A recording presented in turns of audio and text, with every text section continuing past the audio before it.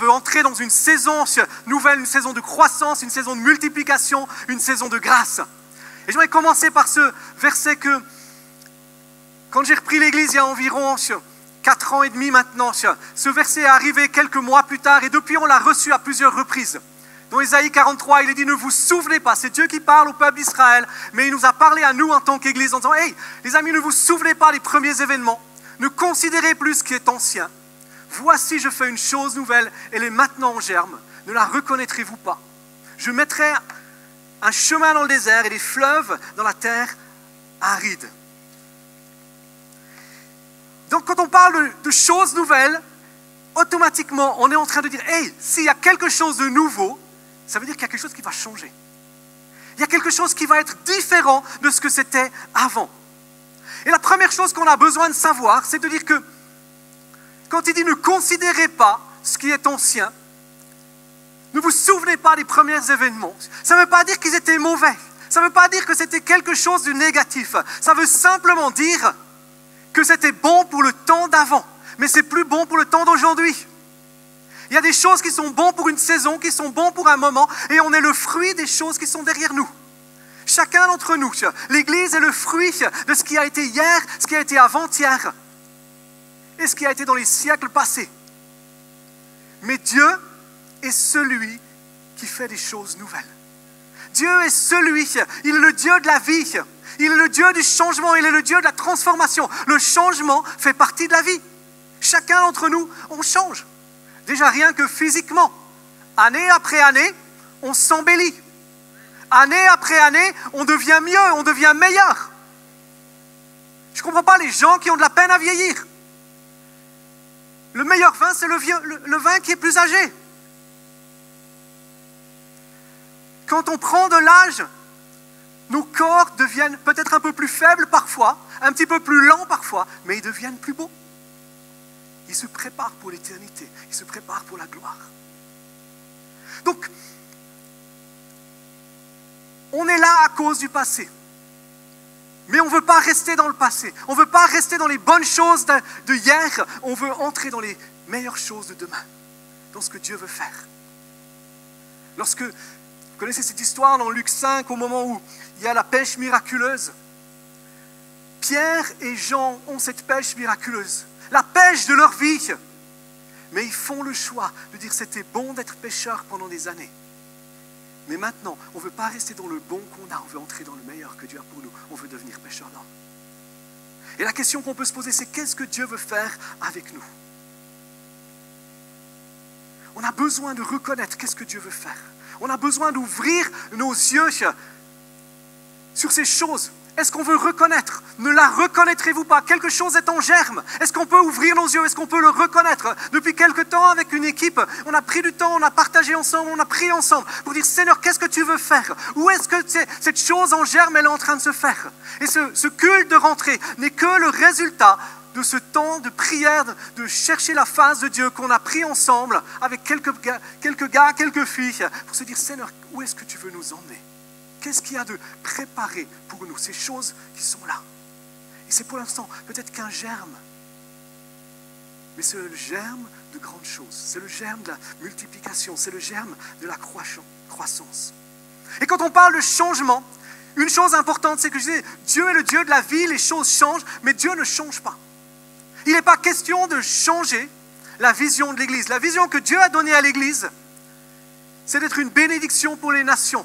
De voir des vies, de voir des nations qui sont transformées par l'amour de Christ, d'être ce lieu qui équipe un peuple de foi, des hommes et des femmes, des jeunes, des enfants. On vient de prier pour nos enfants, qui sont équipés dans la foi pour faire la différence dans leur génération. La seule chose qui a besoin parfois de changer, c'est nos pratiques de foi. Ce qui a besoin de changer souvent, c'est nos manières de faire certaines choses. Ce qui a besoin de changer parfois, c'est notre structure. Souvenons-nous toujours, et c'est un de mes amis qui dit ça régulièrement, et j'aime cette phrase, il dit « La structure est faite pour servir la vie, et ce n'est pas la vie qui doit servir la structure. » Le problème qu'on a souvent en tant qu'être humain, c'est qu'on a tendance à aimer nos structures et à commencer à servir nos structures au lieu de se dire, mais est-ce que nos structures servent la vie? Est-ce que la vie continue de se développer? Est-ce que la vie continue de croître, d'aller de l'avant? Vous connaissez tous cette image où quand on plante un arbre et comme structure, qu'est-ce qu'on va lui mettre? On va lui mettre un tuteur et on va attacher le tuteur avec l'arbre. Pourquoi? Pour que la vie de l'arbre puisse grandir de la bonne manière. Mais si au bout d'un moment, vous ne changez pas la structure, cette vie va s'arrêter ou cette vie va être handicapée. L'arbre va commencer à grandir autour et le lien qui le sert au tuteur vont faire plus qu'un, il va être abîmé avec ça. Et on a besoin parfois de se dire, est-ce que ce qu'on fait aujourd'hui est encore d'actualité? Est-ce que dans ta vie, il y a des choses que tu fais qui sont encore justes, qui étaient bonnes hier, mais qui sont encore justes aujourd'hui? Quel est le fruit que ça porte? Si les choses qu'on fait ne portent pas de fruits, il faut savoir les arrêter. Il faut avoir le courage de dire, ce que je fais ne porte pas de fruits, on va le changer. Donc, quand on parle de changement, avant d'aller un petit peu plus loin dans les détails, j'aimerais qu'on puisse prendre du temps par rapport au thème qu'on a pour ce mois de septembre. Le thème de l'année, vous le savez, c'est équiper son peuple pour son service. Et je ne cesserai de vous le rappeler jusqu'au 31 décembre. Et après encore. Parce que Dieu est celui qui veut nous équiper pour le servir. Dieu ne veut pas faire de nous juste des exécutants. Dieu ne veut pas faire de nous des gens qui restons assis sur une chaise. Dieu veut faire de nous des gens qui le servent en partenariat avec lui. Et pour ça, on a besoin d'être équipés. Et le thème qu'on veut développer tout ce mois de septembre, et je trouve tellement extraordinaire que ce thème tombe au mois de septembre, alors que ça fait plus d'une année, ou environ une année qu'on a décidé que septembre allait être le thème passer le bâton, et ça tombe exactement au bon moment par rapport à ce temps de changement. Alors qu'on n'avait aucune idée, Dieu était déjà en train de savoir qu'est-ce qu'il voulait faire en septembre 2017. Et le thème qu'on a pour ce mois, c'est passer le bâton. Et le verset clé, c'est Paul qui dit à Timothée, il dit, ce que tu as entendu de moi, en présence de beaucoup de témoins, confie-le à des hommes fidèles qui soient capables de l'enseigner aussi à d'autres. Et là, on a plusieurs générations qui sont représentées dans cette dimension-là. Quand Paul parle « ce que tu as entendu de moi », ça veut dire que lui, il a déjà entendu de quelqu'un d'autre. Il l'a entendu de Jésus. La première génération, c'est Jésus qui a transmis un enseignement à Paul. La deuxième génération, c'est Paul qui choisit de dire « moi, ce que j'ai entendu, je le transmets à d'autres. Je te le transmets à toi, Timothée. » Mais toi, Timothée, ne garde pas ce que tu as reçu, ne garde pas cet enseignement, ne garde pas ce que tu as reçu comme don, comme talent, mais communique-le à des hommes fidèles. Quatrième génération, qui à leur tour pourront le transmettre à d'autres, et ils pourraient continuer afin que les autres puissent les transmettre encore à d'autres. Et ça, c'est réellement, quand on parle de transmission, passer le bâton, c'est de la transmission, c'est transmettre les choses. C'est se dire, mais hey, Dieu donne quelque chose pour qu'on le donne plus loin. Il donne quelque chose pour qu'on puisse le partager, pour qu'on puisse le communiquer. Et c'est le cœur même du royaume de Dieu. Regardez, si on prend ce texte, qui sont les dernières paroles de Jésus, de Matthieu 28, 19 et 20. Ces derniers mots que Jésus a donnés juste avant de partir au ciel. Il dit quoi? Allez, faites de toutes les nations des disciples, baptisez-les au nom du Père, du Fils et du Saint-Esprit, enseignez-leur à garder tout ce que je vous ai prescrit. Voici, je suis avec vous tous les jours jusqu'à la fin du monde. Ça, c'est passer le bâton. Jésus a passé le bâton à ses disciples en leur disant, allez, faites des disciples. C'est la vision et le cœur du royaume de Dieu. Et je vous ai souvent dit, mon rôle n'est pas de faire le ministère. Quels que soient les ministères que vous pouvez avoir, leur rôle n'est pas de faire le ministère. Leur rôle et mon rôle, c'est d'équiper les autres pour faire le ministère. Ça, c'est la multiplication. Ça, c'est la croissance. Ça, c'est le développement. Qu'est-ce que ça veut dire d'équiper l'autre pour faire le ministère? Ça veut dire que mon rôle, c'est de m'assurer que vous puissiez faire ce que Dieu vous demande de faire, que vous ayez du succès et que vous ayez de la réussite en toutes choses. Ça, c'est la vision. La transmission, le fait de passer le bâton, c'est refuser de contrôler, c'est faire le choix de dire « je veux que tu aies du succès, je veux que tu ailles plus loin que moi ». Comme disait un jour un homme, « je veux que mon plafond soit ton plancher pour que tu puisses bâtir plus loin ». Ça, c'est la transmission. Ça, c'est ce que Dieu veut faire avec nous. Et on n'attend pas des années pour transmettre. On transmet. Dès qu'on commence à recevoir quelque chose, on le transmet plus loin.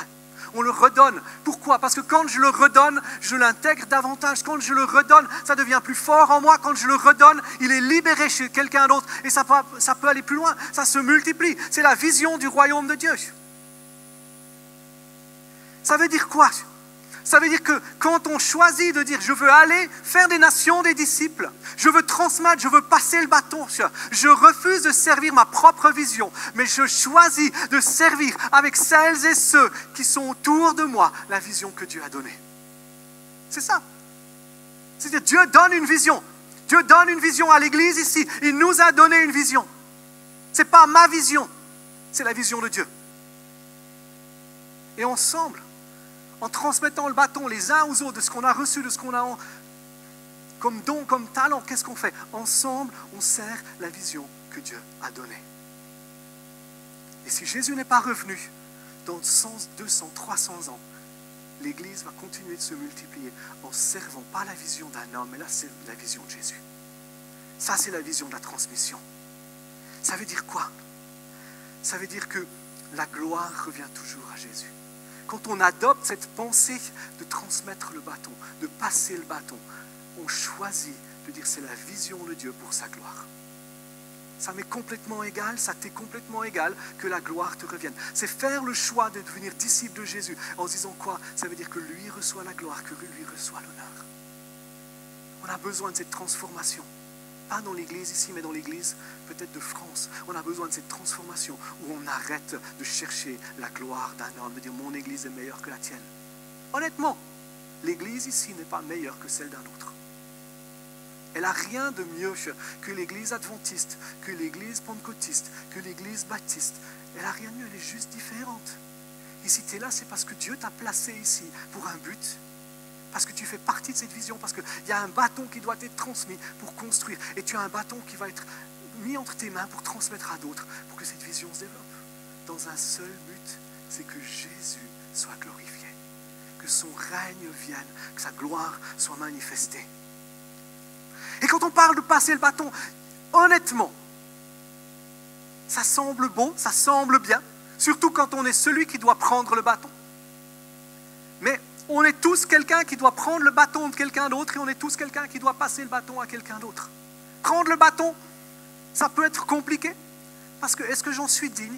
Est-ce que je vais en être capable? Est-ce que je vais y arriver? Oui. Pourquoi? Parce que tu vas être accompagné par la personne qui te donne le bâton. Parce que le Saint-Esprit est en toi pour t'aider. Mais savoir dire, hey, je te passe le bâton, je te passe le bâton. Je passe le bâton. C'est faire le choix de dire je meurs à moi-même. C'est faire le choix quand on entre dans cette dimension de dire hey, on passe le bâton, on développe au milieu de nous et c'est ce qu'on veut faire dans les années qui viennent. On veut développer au milieu de nous cette dimension où on passe le bâton, on transmet. Ça veut dire quoi? On abandonne le contrôle. Au moment où je passe le bâton, j'abandonne le contrôle. Je perds le contrôle sur le bâton que j'ai passé. Et je laisse Dieu s'en occuper. Ça veut aussi dire que quand je passe le bâton, je meurs à moi-même. Je meurs à mes ambitions. Je meurs à ma vision. Je meurs à mes projets. Je choisis, comme je disais tout à l'heure, je choisis de ne pas servir ma vision et d'avoir des gens qui servent ma vision. Mais je choisis de dire ensemble, on veut servir la vision de Dieu.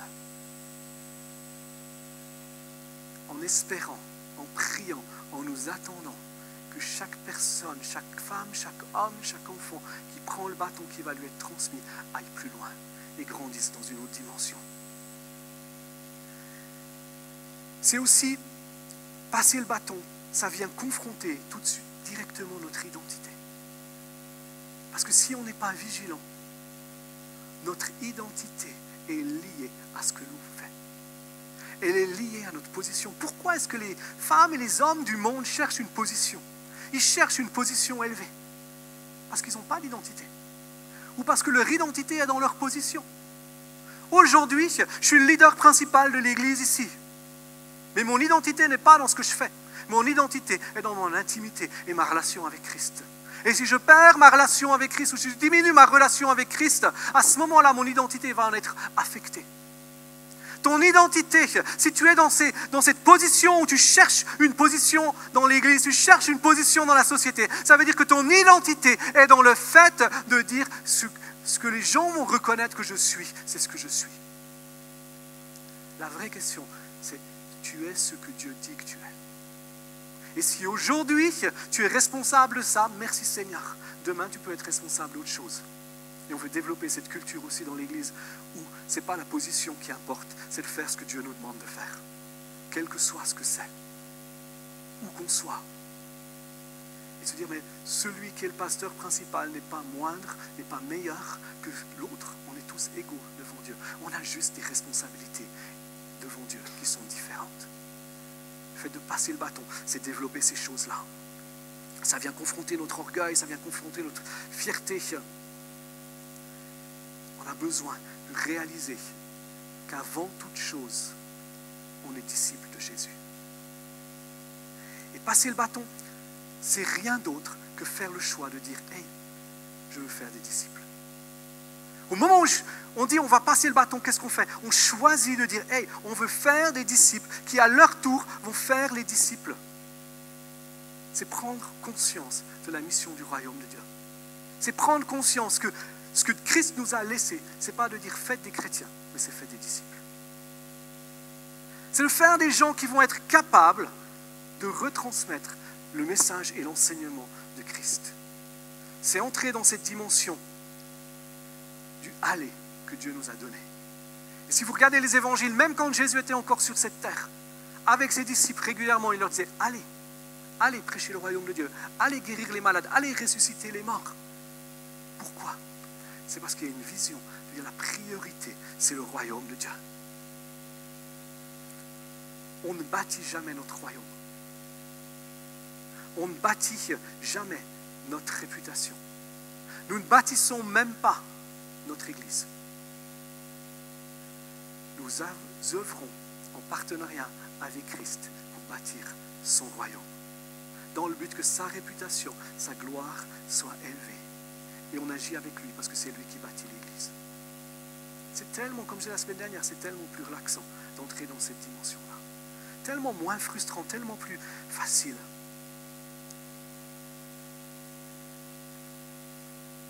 C'est faire le choix de dire je veux devenir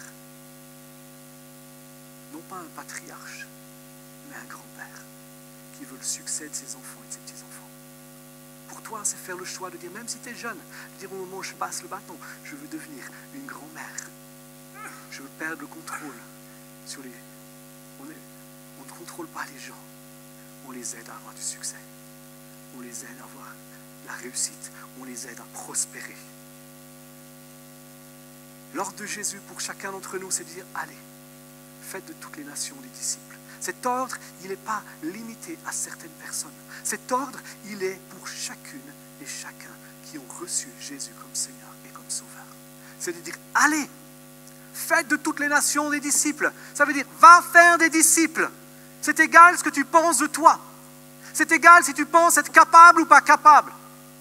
La vraie question, c'est, est-ce que tu es assez soumis à Jésus pour faire ce qu'il te demande de faire? Est-ce que tu veux développer ton intimité et ta relation avec lui pour entrer dans cette vie de disciple et que lui te coach pour être un disciple, pour faire d'autres disciples? Est-ce que tu veux voir le succès des autres? Est-ce que tu veux voir la réussite des autres? C'est s'engager dans un processus de vie, de croissance et de multiplication. Je parle de disciple, mais la question qu'on peut se poser, c'est qu'est-ce que c'est qu'un disciple? Un disciple, souvent les gens ont la confusion en se disant « je suis à l'église, j'ai reçu Jésus, donc je suis disciple ». Au début, c'était comme ça, les chrétiens étaient des disciples. Donc, quand je dis au début, c'était dans les premiers siècles. Mais aujourd'hui, malheureusement, on confond chrétien et disciple. Un chrétien est simplement quelqu'un qui a l'assurance du salut, qui a fait de Jésus son Seigneur et son Sauveur, qui a choisi de dire à Jésus, je te demande pardon pour mes péchés, j'ai besoin de la vie éternelle, j'ai besoin de ta grâce, j'ai besoin de ton amour, j'ai besoin de ton pardon. Ouvre les portes des cieux pour moi et je développe ma relation avec toi juste pour l'éternité. Je veux dire, l'Église est pleine, il y a trop de chrétiens dans l'Église et il n'y a pas assez de disciples. Il y a trop de gens qui se contentent de dire « c'est bon, j'ai l'éternité devant moi ». Et le problème, c'est que quand on se contente d'être chrétien, de dire « c'est bon, j'ai été pardonné, j'ai été libéré de mes péchés », on commence à développer une sorte d'orgueil. Parce qu'on se dit « moi, je suis meilleur que les autres parce que moi, je suis sauvé ». Jésus n'est pas intéressé par les chrétiens. Absolument pas. Jésus est intéressé par les disciples. Imaginez si les 12 disciples, les 11 disciples qui restaient, avaient choisi de rester chrétiens. Et que se dit, ouais, génial, on a vécu avec Jésus, on a la vie éternelle qui est devant nous. Maintenant, on va ouvrir un petit club de ceux qui vont être sauvés, qui ont marché avec Jésus. Et ces 120 qui étaient dans la chambre haute se seraient contentés simplement de dire, génial, on est ensemble pour être protégés du monde. Parce que nous, on a marché avec Jésus, on est meilleurs que les autres. Ce serait la catastrophe, Karim. On ne serait pas là aujourd'hui. Mais ils ont fait le choix d'être disciples. Ils ont fait le choix d'aller plus loin. Ils ont fait le choix de retransmettre, de communiquer ce qu'ils avaient reçu, de risquer leur vie. Sur les 11 disciples qui restaient, y compris Paul, ça fait 12. Sur ces 12-là, 11 sont morts de mort violente en martyrs. Parce qu'ils ont fait le choix d'être disciples, de communiquer l'évangile, de partager l'évangile. Un disciple est quelqu'un qui fait de Jésus son Seigneur et qui vit la plénitude de la mesure de ses projets et de sa destinée pour lui. C'est quelqu'un qui étudie, c'est quelqu'un qui va suivre son maître, c'est quelqu'un qui va faire tout ce qui est nécessaire pour ressembler toujours plus à son maître, à Jésus, dans le but de poursuivre la mission du maître. Et Jésus va dire, le disciple n'est pas plus grand que le maître. Il n'est pas plus que le maître. Mais tout disciple accompli sera comme son maître. Qu'est-ce que c'est qu'un disciple accompli? Je veux dire, souvent on se dit, je suis disciple parce que je vais à l'église presque toutes les semaines. Et puis je donne ma dîme. Et puis je prie tous les jours. Et puis le pasteur m'envoie le WhatsApp et je lis les textes bibliques. Je suis un disciple de Jésus, les amis. Non, tu es un bon chrétien. Tu es juste un chrétien. Tu n'es pas disciple parce que tu viens à l'église. Tu n'es pas disciple parce que tu donnes ta dîme. Tu n'es pas disciple parce que tu pries de temps en temps ou tu pries tous les jours et tu lis ta Bible. Ce qui fait de toi un disciple, c'est faire le choix de dire « Je suis la représentation de Christ pour le monde qui m'entoure. Je communique la vie de Christ autour de moi. Je fais à mon tour d'autres disciples. Je permets que le royaume de Dieu puisse s'avancer. » C'est ça être un disciple. Et souvent, on se justifie soi-même en disant « Je suis un disciple accompli parce que je viens à l'église. Parce que je fais ci, parce que je fais ça. » Je veux dire, non, on est chrétien. Dieu a plus pour nous. C'est dommage de se limiter à être chrétien. C'est vraiment triste. Honnêtement, c'est vraiment triste. C'est juste génial parce que tu vas aller dans l'éternité. Mais quand tu vas arriver dans l'éternité, tu vas avoir une immense déception. C'est te dire, oh, j'aurais pu vivre toutes ces choses-là et je ne les ai pas vécues. Dieu avait prévu toutes ces bonnes choses pour moi et j'ai passé à côté. Équiper son peuple pour son service.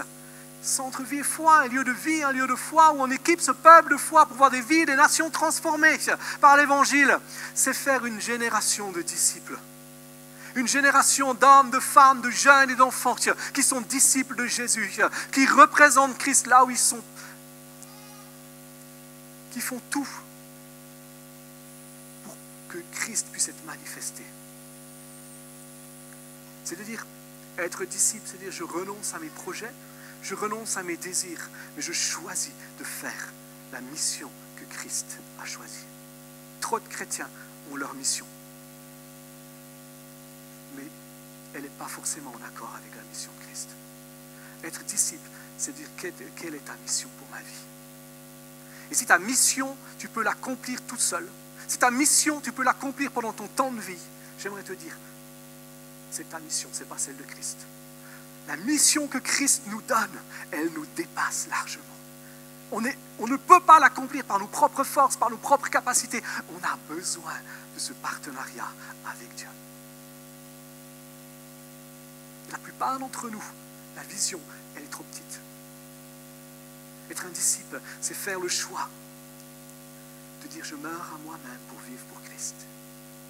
Je fais le choix de former d'autres. Un disciple est quelqu'un qui forme d'autres pour qu'eux deviennent des disciples. Paul va dire, soyez mes imitateurs comme moi je suis de Jésus. Si tu ne transmets pas ce que tu as reçu, tu n'es pas encore un vrai disciple.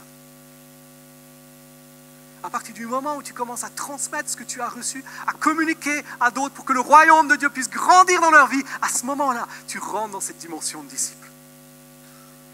Vous comprenez, hein? Commencez à saisir ce que c'est qu'un disciple. C'est quelqu'un qui voit du fruit, des vies qui sont transformées autour de lui et autour d'elle. Vous dites, oui, mais pourquoi est-ce qu'il faut faire des disciples? À quoi est-ce que ça sert? On est bien entre nous. C'est vrai qu'il y a quelques places vides, mais on n'est quand même pas trop mal entre nous. Est-ce qu'on doit faire des disciples justement pour remplir ces places vides? Non. Surtout pas. On fait des disciples parce qu'on veut voir le royaume de Dieu s'avancer. Parce qu'on voit autour de nous encore des hommes et des femmes qui sont loin de Christ, dont la vie est détruite, qui sont en train de courir vers l'enfer sans le savoir, qui sont encore liés par la culpabilité, par les poids divers, par les dépendances. On fait les disciples parce qu'on veut que le royaume de Dieu s'avance, qu'il est celui qui libère les captifs, il est celui qui transforme les vies, il est celui qui change les cœurs, il est celui qui agit. Si on ne fait pas de disciples, on va se contenter de garder les gens dans une dimension que c'est comme des petits bébés. Trop de gens restent comme des bébés. Ils ne deviennent pas disciples, ils ne grandissent pas dans leur foi, ils ne se développent pas en maturité. Ils rencontrent Jésus et on se dit, voilà, maintenant je vais t'enseigner quelques fondements de la foi. Maintenant, il faut que, si tu as rencontré Jésus, tu viens à l'église tous les dimanches. Tu as rencontré Jésus, il faut que tu lises ta Bible tous les jours. Et puis, il faut que tu donnes ta dîme et tes offrandes aussi en plus, parce que c'est la multiplication, les offrandes. Et puis, tu dois aussi prier. Et puis voilà, c'est bon, t'es chrétien. Non. T'es pas ce que Dieu veut. Et on a besoin de se dire, je veux faire des disciples parce qu'on ne veut pas une église de bébés. On veut une église d'hommes et de femmes accomplis. Une église d'hommes, de jeunes, d'enfants qui sont accomplis pour faire ce que Dieu veut qu'ils fassent. Pourquoi? Parce que je ne pourrai jamais faire ce que Dieu veut faire. Si vous restez des bébés, j'aimerais vous dire, l'église ne grandira pas plus que 100 personnes, peut-être 150. Parce que vous allez toujours être dépendant de celui qui vous nourrit ou de celle qui vous nourrit. Et on peut augmenter un petit peu le nombre en mettant une ou deux autres personnes qui vont nourrir les bébés. Mais ça va s'arrêter à ça. Ça va stagner à ça. On va simplement vivre une addition. Dieu va ajouter quelques personnes à l'église. Et puis quand il y en a un certain nombre, il y a certaines personnes qui disent « Moi je pars parce que le pasteur ne s'occupe pas assez bien de moi. Donc je pars, je vais dans un autre endroit. Il n'y a pas d'amour ici, on ne m'aime pas assez, donc je pars. » Ça c'est quand on manque de faire des disciples. Ça c'est quand on ne fait pas des disciples. Quand les gens restent au stade de bébé spirituel. Si tu as grandi dans ta foi, tu sais que si tu n'as pas d'amour dans l'église, tu n'as qu'à aller le chercher vers Jésus. Ton amour ne dépend pas de Pierre, de Paul, de Jacques, de Simone et d'Alfredine. Il dépend de ton intimité avec Jésus. Et oui, il a ou elle a pu te dire une parole blessante ou offensante, mais Jésus continue de t'aimer et tu vas lui pardonner. Ça, c'est quand on a commencé de grandir dans la foi. C'est quand on est devenu un homme, une femme mature. Pourquoi est-ce qu'on fait les disciples? Parce que Dieu a prévu qu'on travaille en équipe. Dieu a prévu qu'il y ait différentes personnes qui se lèvent. C'est faire le choix de dire, hey, quand on fait des disciples, il y a une multiplication qui s'opère. Parce que si je passe le bâton à Karim, Karim va commencer à passer le bâton à d'autres. Et automatiquement, ça va se multiplier. Il va grandir dans sa foi, il va s'occuper d'autres personnes, et puis ces autres personnes vont grandir dans la foi, elles vont s'occuper d'autres personnes, et elles vont grandir dans leur foi, et puis moi, je vais perdre le contrôle sur tout le monde. Alléluia, merci Seigneur. Pourquoi? Parce qu'on entre dans la multiplication, et la multiplication est le plan et le projet de Dieu. Un grain emporte 100, un autre 60 et l'autre 30. Et si vous lisez la Bible, vous voyez tout au long de la Bible que lorsque Dieu fait quelque chose, c'est la multiplication. Ils étaient 120, ils prient tout d'un coup, paf, 3000 qui se convertissent. Ça, c'est la multiplication. Ils n'ont pas eu le choix de faire des disciples. Ils n'avaient pas la possibilité de s'occuper de ces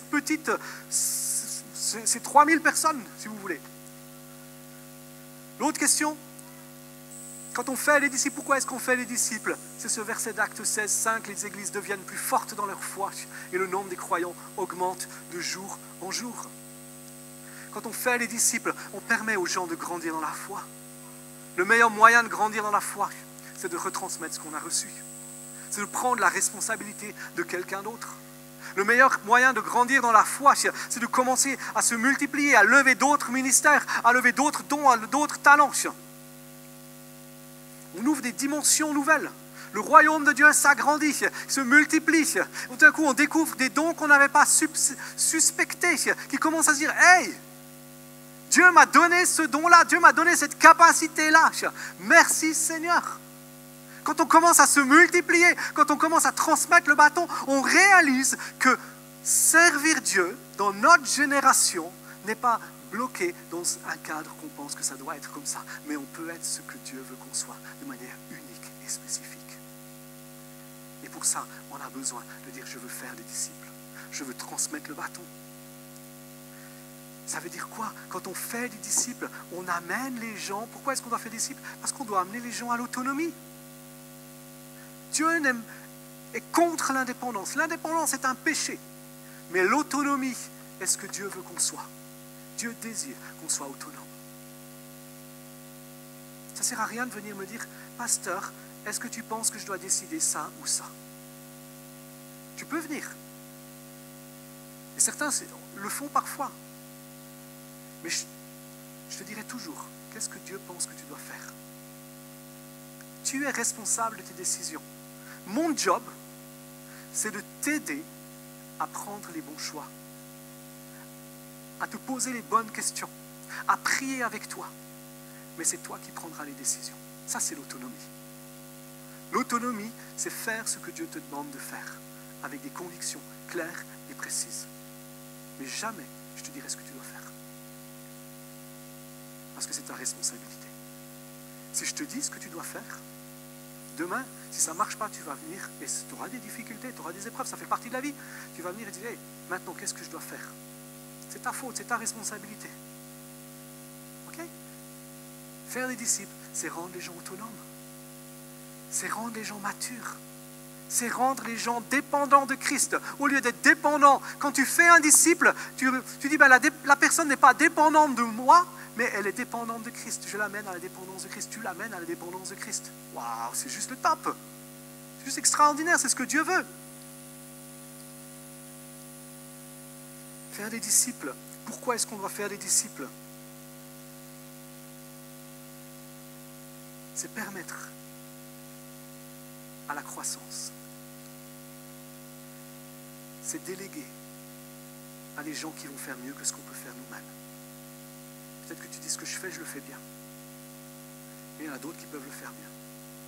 Et merci Seigneur pour ceux qui le font bien. Mais pour ça, il faut faire le choix de dire je fais des disciples. Et oui, le disciple va peut-être le faire différemment de ce que toi tu le faisais. C'est pas grave. Peut-être qu'il va échouer. Et j'aimerais te dire, c'est souhaitable qu'il ait de temps en temps des erreurs. Parce que nous n'apprenons pas de nos succès, nous apprenons de nos erreurs. Faire des disciples, c'est donner cette atmosphère où les gens ont le droit d'essayer et d'échouer. Où ils ont le droit de faire quelque chose et que ça ne fonctionne pas. Et d'être là, pas pour leur dire « Ah, je t'avais dit, si tu m'avais écouté, ce serait différent. » Et de dire « Hey, je vais t'aider, on va se relever. on va recommencer, puisque ça va marcher. Ça, c'est faire des disciples. C'est ce que Jésus a fait avec Pierre. Imaginez, Pierre le trahit 3 fois, il lui dit « Ah, je ne te connais pas !» Jésus ne va pas lui dire « Hey, je t'avais prévenu. Si tu avais écouté ce que je t'avais dit, tu te serais mis tout seul jusqu'à ce que je sois mort, sans rencontrer personne. Comme ça, ta bouche n'aurait pas pu dire que tu ne le connais pas. » Pierre, Jésus va aller le rencontrer et il va lui dire « Hey, il ne va pas l'accuser d'avoir échoué, il ne va pas l'accuser de s'être raté, mais il va lui dire « Est-ce que tu m'aimes ?» Et Pierre est devenu un des fondements. C'est lui qui a prêché le premier message.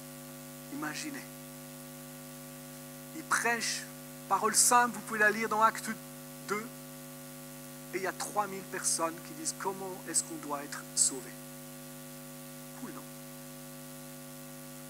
C'est cette culture. Pourquoi est-ce qu'on fait des disciples? C'est cette culture où on a le droit de manquer et de se relever.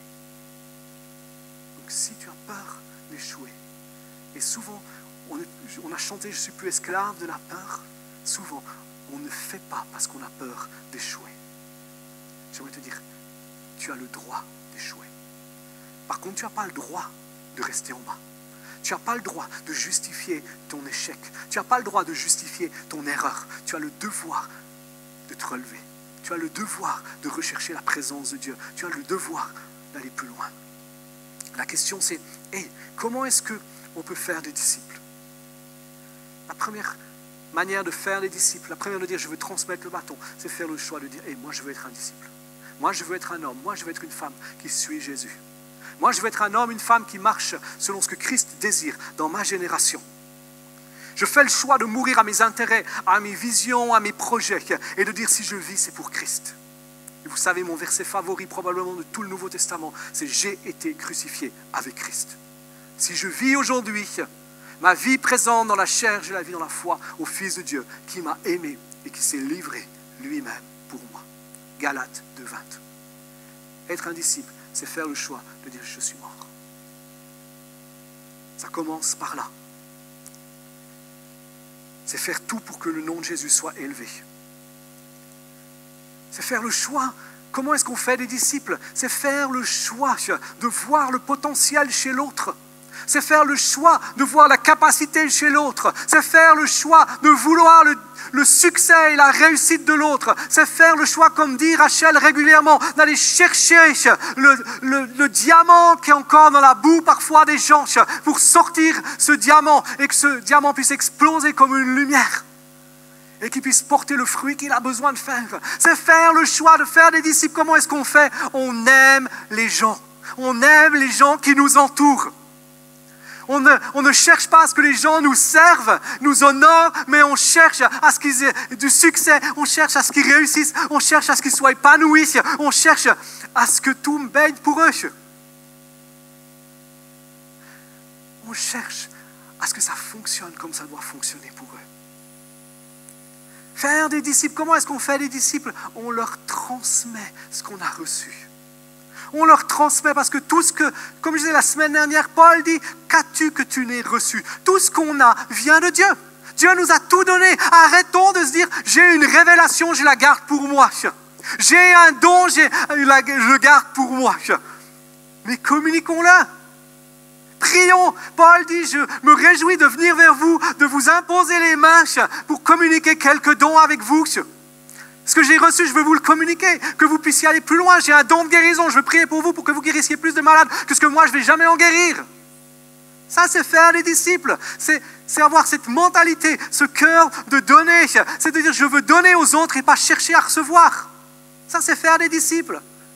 Je ne suis pas là pour recevoir, on est là pour donner. Donner, partager, libérer. C'est transmettre un héritage. Arrêtons de garder les choses en disant, c'est mon héritage. Non, donnons-le. Communiquons-le, libérons-le.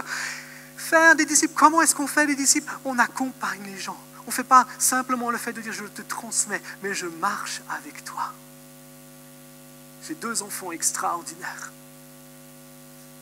Quand ils ont commencé à marcher, quand je commence à leur communiquer des choses, quand ma fille a prêché pour la première fois, qu'est-ce que je fais? Je marche avec eux. Je m'assure que ce qu'ils font ils soient protégés. Je m'assure que ce qu'ils vont développer, ce qu'ils vont grandir, ça ne va pas les blesser, mais ils vont pouvoir l'assumer, ils vont pouvoir grandir dedans. Faire des disciples, c'est accompagner les gens. Pourquoi est-ce que je vous disais tout à l'heure, faire un disciple ne dépend pas de ce que tu penses de toi, mais en réalité, ça dépend de qui tu es disciple, de l'accompagnement et du coaching que tu as. Si tu as un bon coaching, tout va baigner. Si tu fais des disciples et que le disciple ne fonctionne pas comme tu veux, ne remets pas en question le disciple. Pose-toi la question, pourquoi? Qu'est-ce que je fais de mal? Comment est-ce que je pourrais faire mieux? Comment est-ce que je pourrais améliorer les choses? C'est plus simple, hein? En foot, qu'est-ce qu'on fait? Les gars, qu'est-ce qu'on fait en foot quand l'équipe ne marche pas? On sac le coach. On change de coach. Pourquoi? Parce que c'est lui qui ne sait pas faire le job. C'est lui qui ne sait pas accompagner ses joueurs comme il faut. On voit des équipes comme l'équipe de Leicester en Angleterre il y a 2 ans qui sont devenus champions d'Angleterre sans aucun grand nom. Pourquoi? Parce qu'ils avaient un coach qui a levé une équipe comme une vraie équipe. Faire des disciples, c'est faire le choix de dire je veux m'impliquer, je veux suer, je veux mouiller ma chemise pour l'autre. Même si ça me coûte. J'aimerais dire, ça va nous coûter. Faire des disciples nous coûte. C'est de créer cette attitude, ou cette atmosphère de collaboration. Cette attitude et cette atmosphère où on est partenaires ensemble pour le royaume de Dieu. On est partenaires ensemble pour travailler les uns avec les autres, où on se transmet. Ça nous est égal qui a fait quelque chose d'essentiel, c'est que Jésus soit élevé et soit glorifié dans ce qui a été fait. C'est que son nom soit majestueux, son nom soit au-dessus de tout. C'est on se protège les uns les autres. Comment est-ce qu'on fait des disciples? Il y a ce passage de Colossiens 3,16 qui revient à différents endroits de la Bible, mais de différentes manières, où il dit que la parole de Christ habite en vous avec sa richesse. Instruisez-vous, avertissez-vous réciproquement, ou dans d'autres traductions, les uns les autres, en toute sagesse, par des psaumes, des hymnes, des cantiques spirituels, sous l'inspiration de la grâce de Dieu. Chantez à Dieu de tout votre cœur.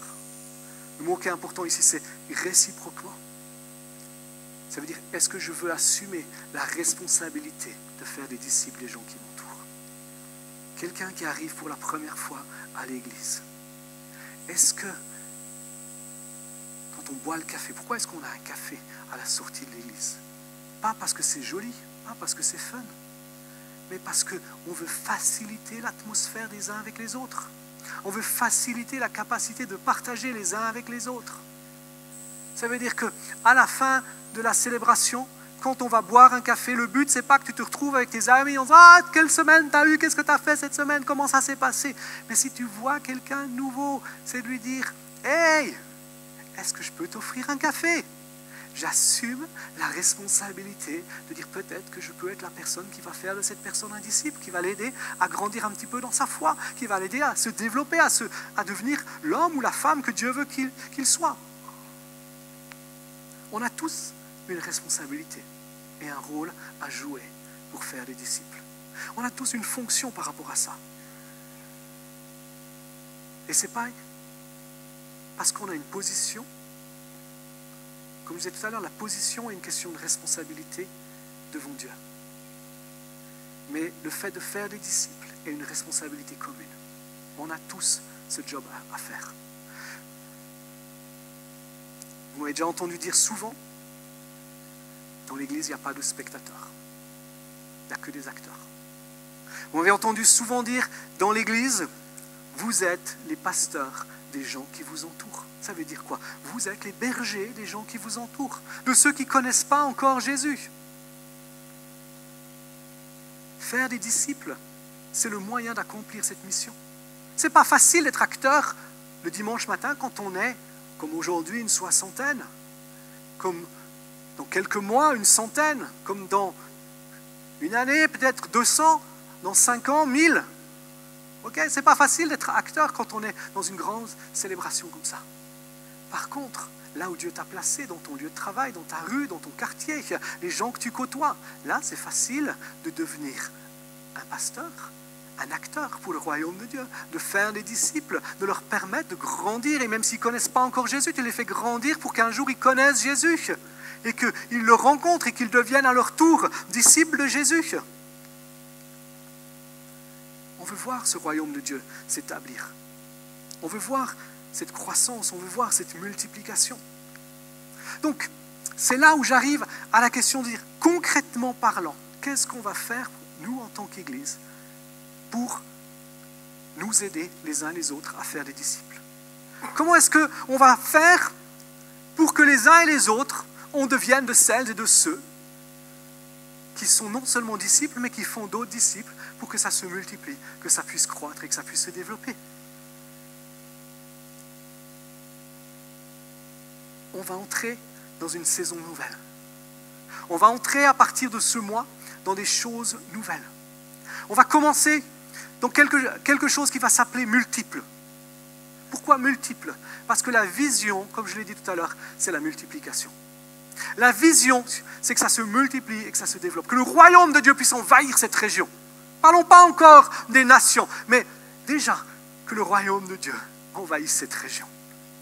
Que chaque ville, que chaque région, que chaque quartier, que chaque village soit touché par l'évangile. On veut faire des disciples qui vont grandir. Ces disciples, c'est qui? C'est toi et c'est moi. Qui grandissent dans la foi, qui se développent dans leur intimité avec Jésus, qui deviennent de plus en plus semblables à Jésus. Que, quand je dis peut-être de plus en plus semblable à Jésus, c'est que peut-être qu'un jour, quelqu'un dise « Hey, j'ai rencontré Jésus dans ton église. » Puis tu dis « Ah bon? C'est vrai, il était comment? » Puis tu dis « Il était grand, il avait des cheveux marrons, et puis il a souvent un jeans, puis il joue du piano. » Ah, Morgane! Je croyais que c'était Jésus. D'accord? Pourquoi? Parce qu'il est devenu toujours plus semblable à Jésus.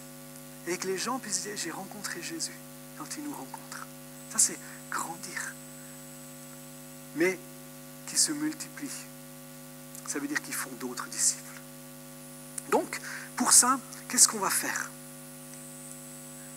On va développer.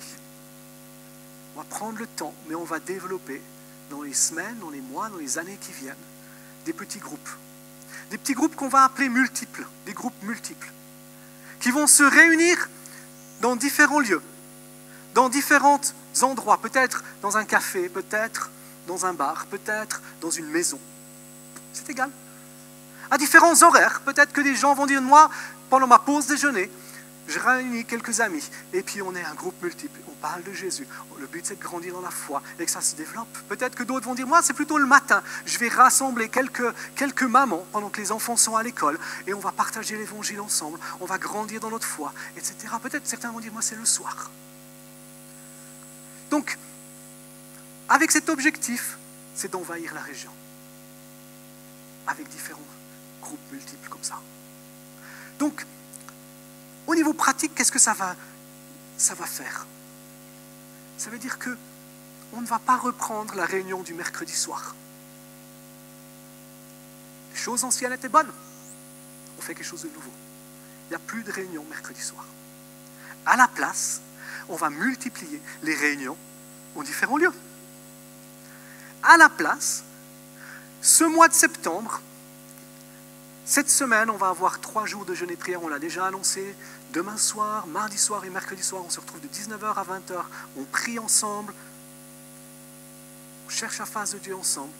Mais après, les 3 mardis qui suivent, ça veut dire j'ai noté les dates là, le 12, le 19, le 26, on va se retrouver ici, à l'église, avec toutes celles et ceux qui sont intéressés par cette vision des multiples. Toutes celles et ceux qui veulent dire, mais moi je veux savoir comment est-ce que je peux faire des disciples. Moi je serais intéressé à ouvrir ma maison pour accueillir un groupe multiple, ou je serais intéressé à savoir comment est-ce que je peux être celui qui dirige un groupe multiple. Et ça, on va travailler ensemble, on va poser les fondements ensemble pendant ces 3 mardis. Et à partir du mois d'octobre, on commence ces multiples dans différents lieux, là où les portes sont ouvertes. Ça peut être on peut avoir des multiples qui sont en brésilien, on peut avoir des multiples qui sont en lingala, etc. n'y a pas de souci. L'objectif, c'est que ces groupes, les jeunes ont déjà commencé. On va arrêter le groupe de jeunes le vendredi soir. Plus de réunions de jeunes le vendredi soir. À la place, vous aurez un multiple. Ils ont déjà commencé depuis quelques mois. Et on va se développer. Ça va grandir. Ça va se multiplier. Et Dieu veut t'utiliser pour ça. Dieu veut t'utiliser pour cette vision-là. Dieu veut faire de toi quelqu'un qui va faire des disciples, qui va répandre qui tu es à d'autres qui vont grandir dans la foi. Et le dimanche, on va se retrouver ensemble pour une célébration, pour célébrer Dieu ensemble, pour le louer, pour l'adorer, pour faire une véritable fête de joie ensemble. Mais chaque groupe sera l'église dans ces endroits. Donc les multiples vont être les lieux de croissance, les lieux de prière, les lieux de développement, les lieux de tout ce que vous pouvez penser et imaginer. Ça va juste être extraordinaire. Ça va juste être bon. Moi, je me réjouis de ces choses-là.